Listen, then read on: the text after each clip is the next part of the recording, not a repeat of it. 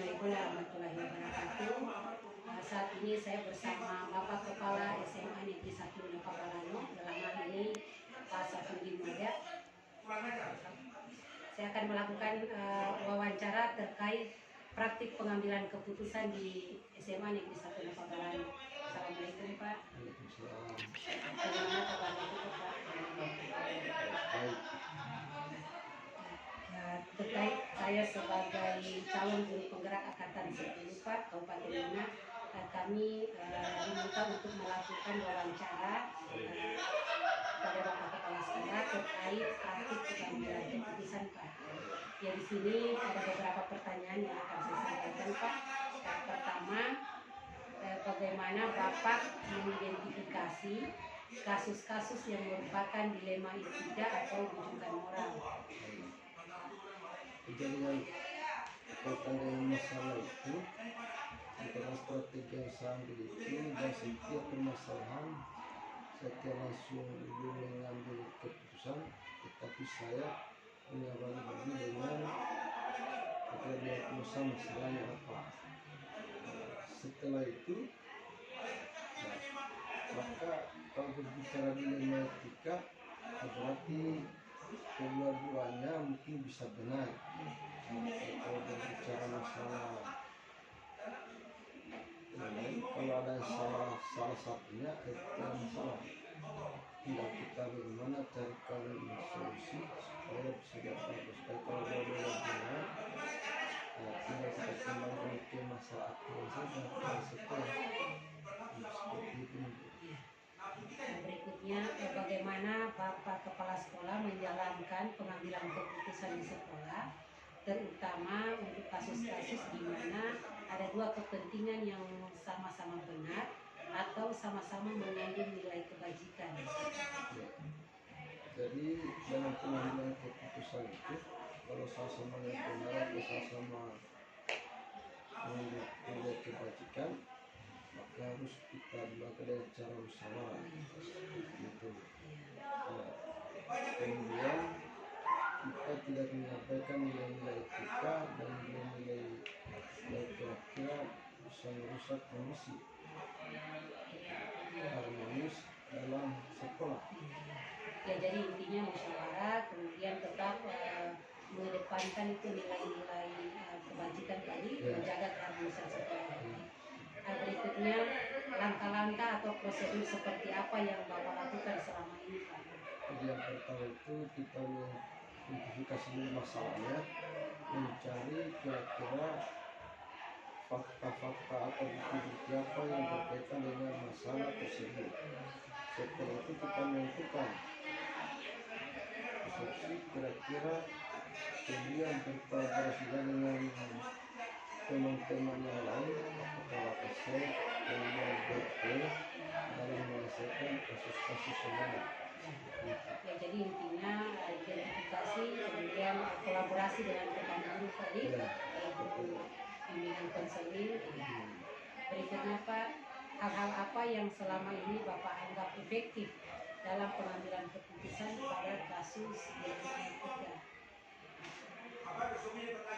Jadi hal-hal yang kami lakukan yang saya lakukan itu efektif, yaitu kita harus mengetahui dulu kasusnya, kemudian setelah itu kita menyelesaikan dengan rekan-rekan teman-teman kira-kira bagaimana model penyelesaian kasus itu. Jadi kita lihat dulu kira-kira, jadi itu bukan hanya obat, tapi harus melibatkan tentang wali kelasnya, BP, termasuk dua lokasi-lokasi seperti itu. Berikutnya Pak, ini mungkin berkaitan dengan tantangan apa saja yang pernah Bapak temukan dalam pengambilan keputusan, khususnya untuk kasus dilema etika? Jadi kadang yang menjadi tantangan itu kadang susah kita, jadi kalau umpama anak-anak itu rata-rata setelah kita lihat bukti-bukti itu ternyata benar dua-duanya, jadi untuk menentukan siapa yang salah, sangat susah, sehingga kalau kita tetap komunikasi dengan teman-teman, kemudian kita kaitkan dengan aturan yang ada di sekolah, karena tidak mesti kita jadi kalau sudah model seperti itu terpaksa kita harus sampaikan ke mereka bahwa kemarin ini sebenarnya ini benar-benar yang benar, tapi dia mungkin salah. Kenapa salahnya? Karena mungkin tidak mengaku ke para guru untuk menyelesaikan. Berikutnya Pak, apakah Bapak Kepala Sekolah memiliki sebuah tata cara atau jadwal tertentu dalam penyelesaian kasus DNA kita? Atau seperti apa prosedur penyelesaiannya? Ya, kadang kalau umpama bisa saja kalau kita lakukan secara terjadwal, tapi kadang kita kalau persoalan ini kadang kita mengalami masalah, ketika ada masalah maka masalah itu kita selesaikan. Ya, bisa kita selesaikan dengan anak sendiri, juga kita panggil dengan orang tuanya supaya orang tua juga bisa menjadi saksi, supaya besok-besok tidak lagi terulang dengan masalah yang dia lakukan. Ya, jadi intinya tidak ada jadwal. Sebenarnya kalau terjadi permasalahan langsung diselesaikan. Ketika masalah itu mungkin masih cukup proses, ya di sini mungkin ada tempo yang diminta kehadiran orang tua agar tidak terulang lagi nanti masalahnya. Berikutnya Pak, adakah seseorang atau faktor yang selama ini hadir untuk mempermudah atau membantu Bapak Kepala Sekolah dalam pengambilan keputusan? Tadi ada beberapa teman Makassar, kadang benar PP, kadang benar kelas atau berpikir sebagai teman dalam menyelesaikan kasus-kasus yang ada di sekolah berkaitan dengan pelanggaran etik. Supaya anak yang bermasalah bisa kita selesai masalahnya. Ya, jadi intinya Bapak tidak sendiri Pak Di, tapi Bapak melibatkan rekan-rekan guru, ya, misalnya guru BP, kemudian wali kelasnya, ditambah dengan wakil kepala sekolah. Nah, ini terakhir mungkin Pak, kira-kira dari semua yang Bapak sampaikan, pembelajaran apa yang dapat Bapak petik dari pengalaman selama Bapak menjadi kepala sekolah terkait dengan pengambilan keputusan? Dan kadang saya juga sebagai kepala sekolah merupakan ketika ada masalah-masalah yang bisa terselesaikan, maka itu menjadi pelajaran kadang buat saya, karena tidak kemungkinan siapa tahu suatu saat akan terjadi lagi atau terulang masalah seperti itu. Ternyata cara penyelesaian seperti ini yang melibatkan teman-teman. Oleh sebab itu, setiap masalah kadang saya jadikan pelajaran atau pengalaman untuk menyelesaikan ketika ada masalah-masalah berikutnya. Jadi setiap penyelesaian permasalahan itu menjadi pelajaran terbaik buat Bapak ya, ke depannya ya ketika ada masalah lagi ya kita bisa menyelesaikan dengan cepat. Ya cukup mungkin wawancara singkat kita Pak. Terima kasih banyak atas waktunya, atas kesempatannya. Mudah-mudahan Bapak sehat selalu. Ya, demikian percakapan wawancara saya bersama Bapak Kepala Sekolah SMA Negeri 1 Nakabalani. Sekian, semoga bermanfaat. Wassalamualaikum warahmatullahi wabarakatuh. Waalaikumsalam warahmatullahi wabarakatuh. Salam guru penggerak. Wabarakatuh. Saat ini saya bersama dengan Ibu Zandra sebagai Kepala Sekolah SD Negeri 1 Nakabalani.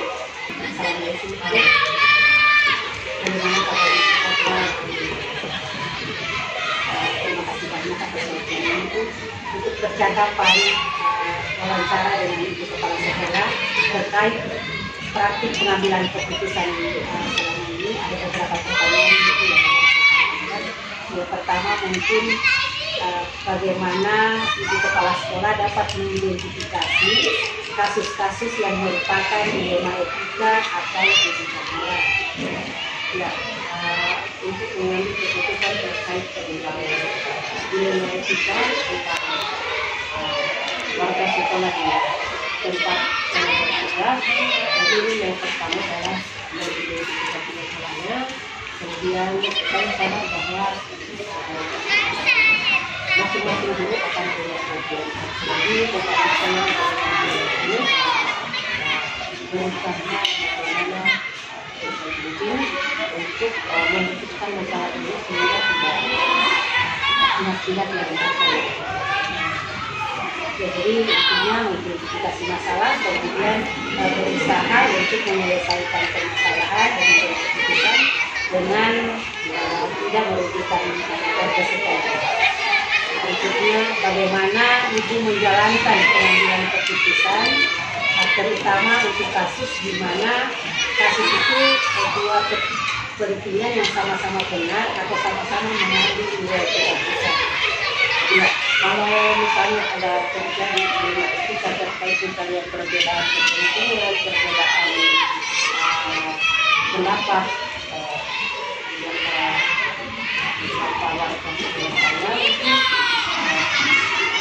pertama kami tentunya akan selalu mengambil keputusan musyawarah mufakat, mengambil masing-masing pihak untuk dimintai pendapatnya.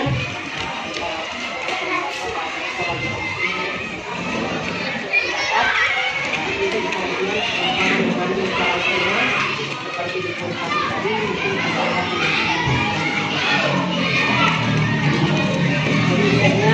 bisa mengatakan melibatkan warga sekolah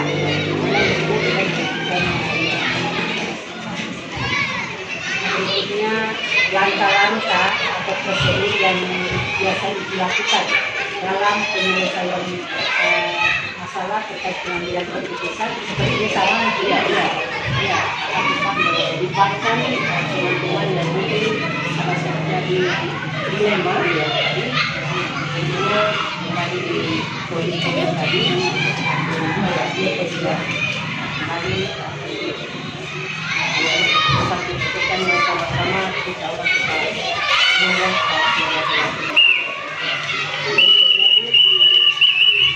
hal-hal apa saja yang selama ini ibu anggap efektif dalam pengambilan keputusan pada kasus dilema etika sama seperti ini musyawarah tadi dia. Berikutnya hal-hal apa saja yang selama ini ibu anggap merupakan tantangan dalam pengambilan keputusan pada kasus dilema etika. Terus terang saja yang menjadi tantangan dalam menyelesaikan kasus-kasus terjadi di dilema etika karena perbedaan pendapat antara berbeda ini sehingga saya secara tetapi walaupun demikian sekarang berusaha bagaimana menyatukan pendapat yang tidak masing-masing tidak merugikan, yang tidak membuat kekurangan sendiri. Jadi berbeda pendapat tetapi ibu berusaha untuk menyatukan. Berikutnya, apakah ibu memiliki sebuah tata kala atau jadwal tertentu dalam menyelesaikan kasus dilema etika atau ibu langsung menyelesaikan di tempat pada saat terjadinya permasalahan? Ya, ketika itu terjadi, saya tidak mempunyai jadwal tertentu untuk menyelesaikan masalah ini. Tetapi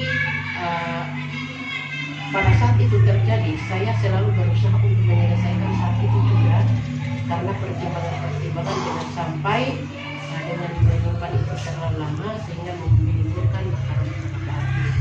Jadi penyelesaiannya akan disegerakan. Berikutnya, apakah ada seseorang atau faktor-faktor yang selama ini mempermudah atau membantu ibu dalam pengambilan keputusan? Ada mungkin dari guru-guru senior juga yang memang saya nilai itu bisa membantu sehingga kadang saya meminta pendapatnya bisa menyelesaikan masalah misalnya ketika itu terjadi dilema. Jadi tetap ibu melibatkan guru. Ini pertanyaan terakhir ini Bu. Dari semua yang telah Ibu sampaikan, kira-kira pembelajaran apa yang Ibu petik dari pengalaman Ibu sebagai kepala sekolah terkait pengambilan keputusan untuk kasus biometrik? Pelajaran yang saya bisa ambil itu bahwa saya paham bahwa setiap manusia itu pasti akan berbeda paham, berbeda karakter, sehingga saya sebagai pimpinan di sini untuk menyatukan karakter-karakter yang berbeda itu, tentu saya selalu mengambil langkah-langkah yang kiranya bisa menyelesaikan masalah-masalah itu dengan sebaik-baiknya. Ya, informasi dari Ibu luar biasa sekali. Ini menjadi pembelajaran bagi saya Ya. Sebagai guru junior.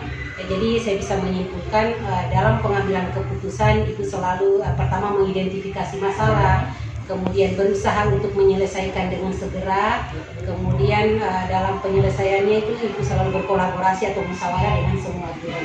Ya, cukup mungkin wawancara kita saat ini Bu. Terima kasih banyak atas waktunya. Ya, sehat selalu untuk Ibu. Assalamualaikum warahmatullahi wabarakatuh. Ya, demikian percakapan singkat, wawancara singkat bersama Ibu Kepala Sekolah Ibu Zandra sebagai Kepala Sekolah SD Negeri 1 Napabalana. Assalamualaikum warahmatullahi wabarakatuh. Salam guru penggerak.